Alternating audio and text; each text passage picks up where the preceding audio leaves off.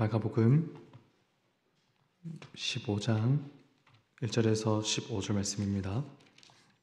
마가복음 15장 1절에서 15절 말씀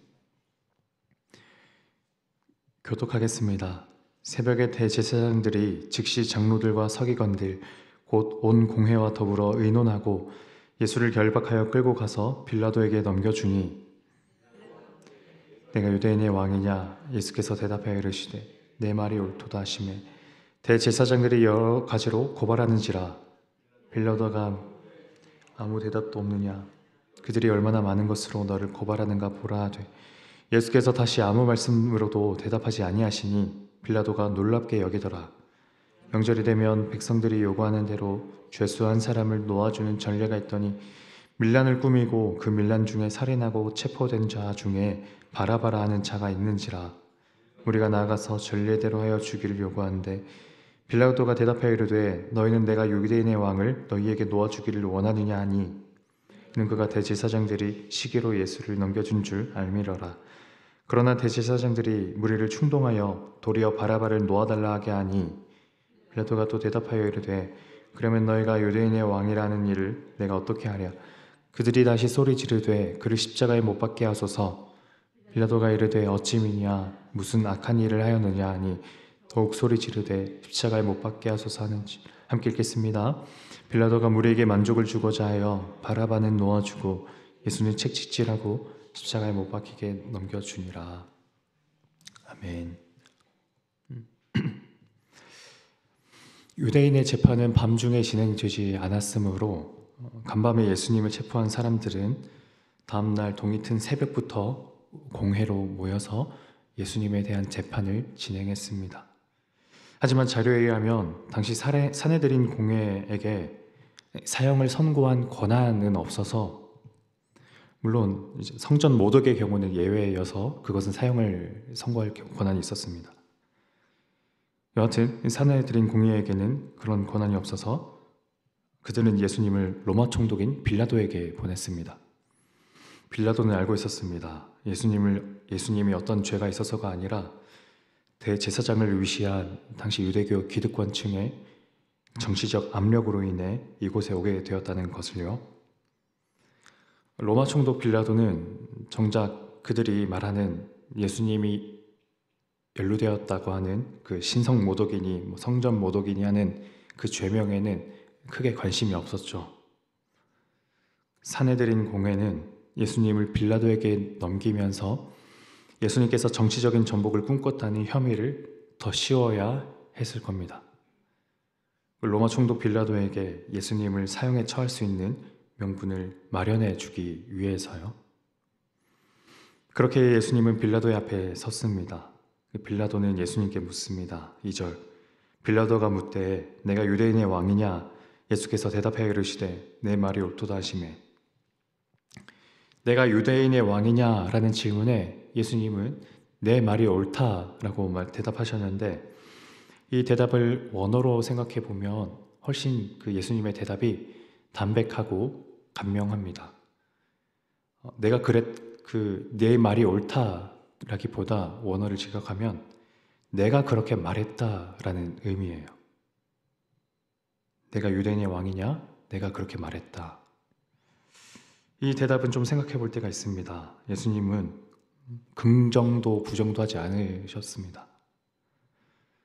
이 점에 대해 어떤 주석은 예수님께서 이렇게 애매모호하게 말씀하실 리는 없고 이 말씀은 그렇다라고 이해해야 할 텐데, 왜냐하면 그분에게는 신성과 왕권이 있으시다는 것이 부인할 수 없는 진실이기 때문이라고 이렇게 적어 놓긴 했는데, 제 생각은 좀 다릅니다. 자신이 하나님의 아들이자 그 메시아, 즉 유대인의 왕이라는 정체성에 대해 예수님이 그 빌라도의 말 앞에 긍정도 부정도 하지 않으셨던 것은 어쩌면 일부러 애매모호함을 지켜야 하는 의도가 있었지 않았을까라는 생각도 드는 건데요. 아직은 그 의도에 대해 명료하게 밝혀진 바를 알 수는 없지만, 그러나 분명하게 말씀할 수 있는 건 방금 이 예수님의 대답이 이후에 예수님을 향해 쏟아지는 온갖 종류의 비난과 정죄로부터 끝까지 침묵을 지키는 예수님의 모습과도 무관하지 않은 것 같다는 생각입니다. 3절에서 대제사장들이 여러 가지로 고발한다, 그리고 예수님을 고발한다라고 하는데, 그러나 그에 대해 어떤 해명이나 변명도 필요하지 않는다는 듯이 예수님은 여전히 침묵을 지키고 계시죠.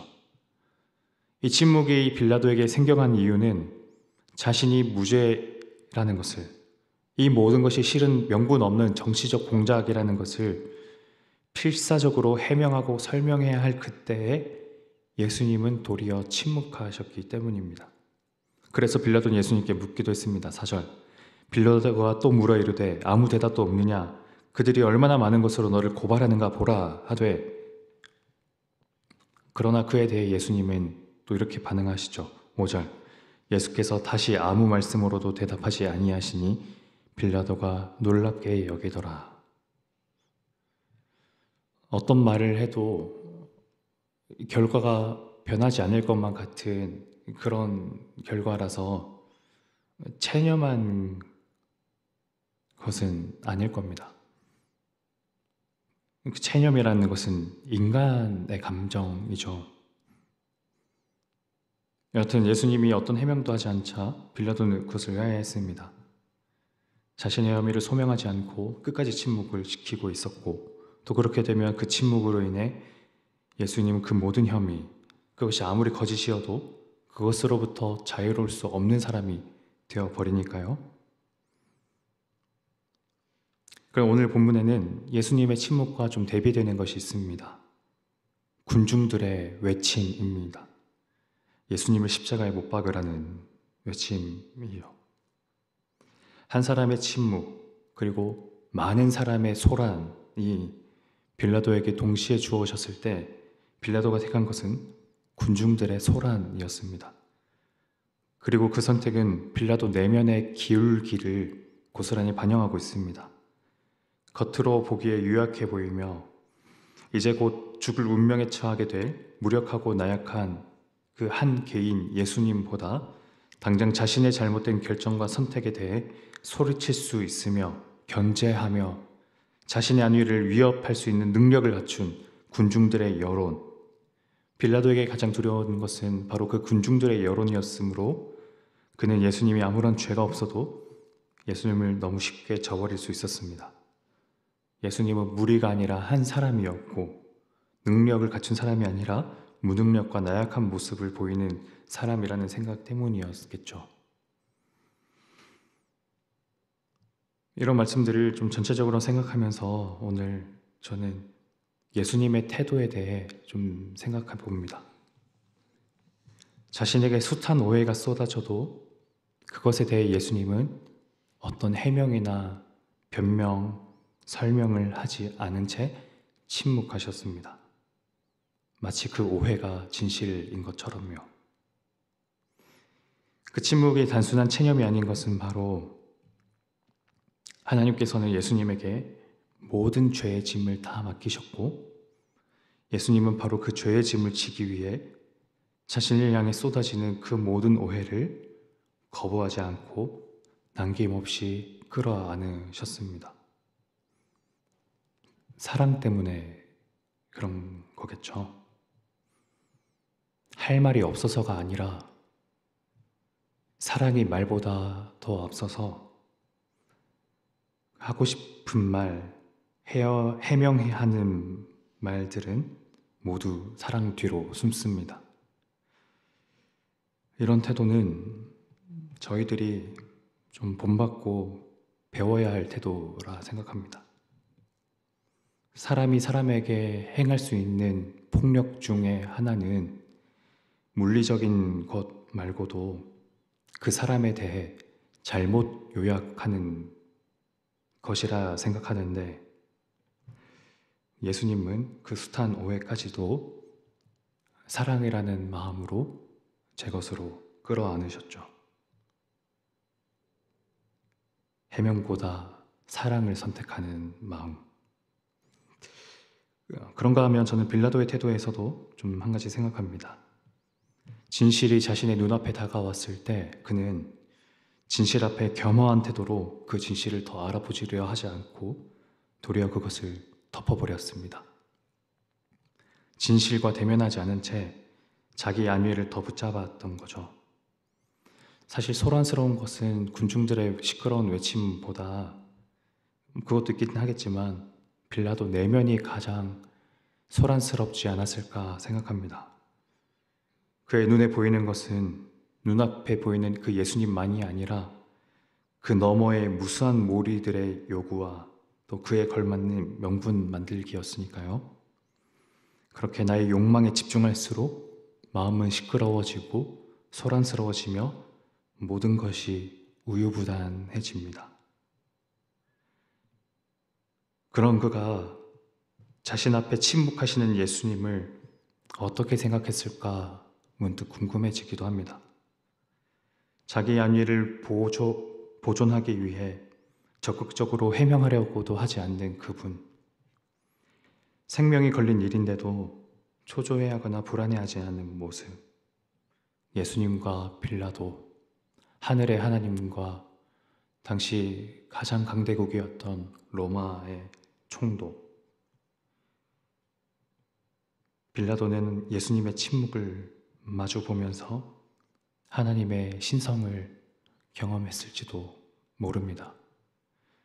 성경에는 이 빌라도의 이후의 일들이 기록되어 있지 않아서 빌라도가 어떤 삶을 살았는지, 이 침묵을 통해 경험한 예수님의 신성을 통해 빌라도가 예수님을 결국 영접했는지 아닌지는 저희는 알 바가 없습니다. 알 길이 없습니다. 역사에 의하면 빌라도가 이후에도 그리스도인들을 핍박했다는 기록도 있고, 정반대로 초대교회 교부들에 의하면 도리어 빌라도가 성도가 되었다는 기록도 있고, 기록마저도 정반대의 증거를 가리키고 있습니다. 빌라도의 이후의 일이 어떻게 되었든 간에 저희가 저희 삶에 이런 예수님을 닮은 이 신성을 마주했을 때, 그러니까 내가 생각하고 세상이 생각하는, 세상이 중요하다고 여기는 그 가치관과 정반대되는 것을 가리키고 그것을 소중하다고 말하며 그것을 붙잡아야 한다고 말하는 그런 하나님의 그 가치가 눈앞에 왔을 때 그것에 대해 민감하게 반응하고 그것을 마음껏 받아들이면서 그 가치를 향해 우리 삶을 헌신하고 또 투신하는 그런 저희가 되길 원합니다. 기도하겠습니다. 하나님 아버지, 어쩌면 빌라도에게 예수님이라는 분은 거대한 물음표로 다가왔을 것 같습니다. 자신의 생각에는 지금 얼른 시간이 없어서 당장 자신의 그 숱한 오해를 또 혐의를 해명하고 소명해야 할 텐데, 그러나 끝까지 침묵을 지키시면서 그 모든 오해마저도 자기 것으로 받아들이는 그 예수님의 모습을 통해 빌라도는 그 예수님이 어떤 분인지 궁금해했을지도 모릅니다. 하나님, 저희들도 빌라도처럼 가끔씩 나의 안위와 나의 생존과